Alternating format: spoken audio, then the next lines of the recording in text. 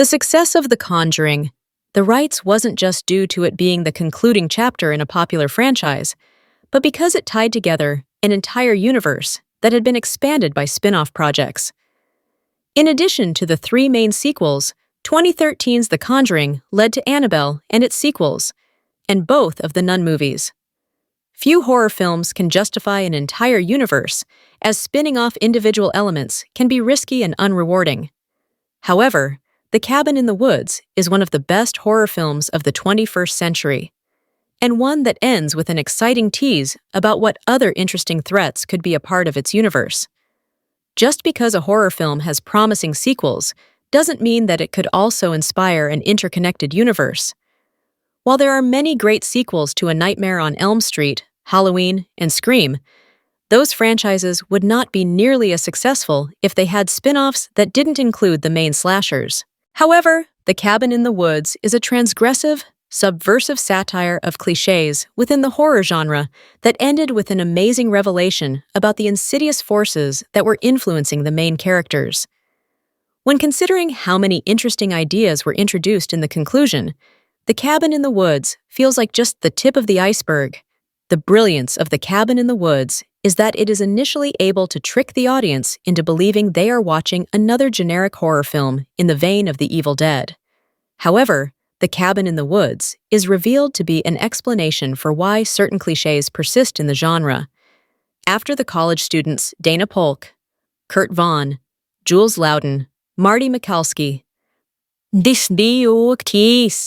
Holden McCree become trapped in an isolated cabin in the middle of nowhere, they discover that they are being manipulated by a secret facility that ensures that people fall into a series of dangerous traps. The facility's goal is to hold annual sacrifices to appease the desires of the Ancient Ones, and their plan includes the recreation of horror clichés. The 5 leads were selected because they fulfill the archetypes of the virgin, the athlete, the whore, the fool, and the scholar that often appear in horror movies. The overarching concept of The Cabin in the Woods is more compelling than any of the individual characters, as spin-offs could be focused on different scenarios in which people were meant to represent different clichés.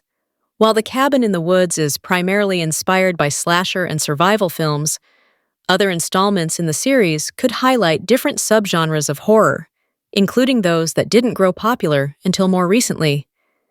The end of The Cabin in the Woods reveals that the facility has housed all sorts of horror icons that would be ripe for exploration, including a pack of zombies, a dangerous merman, and various classical monsters. These creatures could get their own installments in the vein of Annabelle or the Nun, as they only have to tangentially relate to how the species came to be captured in the facility. While the film ends on a fairly conclusive note, with Dana and Marty initiating an apocalyptic event, the success of the Conjuring spin-offs has proven that prequel stories can also be exciting. A central reason that many panned cinematic universes have failed is that they do not have a creative leader who can influence the direction of the narrative and ensure that the tone is consistent throughout. While James Wan fulfilled that role after directing both The Conjuring and The Conjuring 2, Drew Goddard could fulfill the same role for a cinematic universe based on The Cabin in the Woods. Goddard both wrote and directed the 2011 film, and knows the inner workings of the universe better than anyone else. However, Goddard is also experienced at leading a team of storytellers to tell a complex narrative, as he was the showrunner of Netflix's critically acclaimed Daredevil series, and worked as a writer on both Buffy the Vampire Slayer and Angel.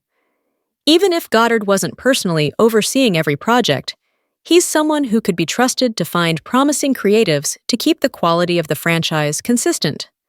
Goddard has previously said that he didn't want to rush into a sequel just to do it. But now that he's had 14 years and time to make other projects, he could return to his work with fresh eyes and a new perspective.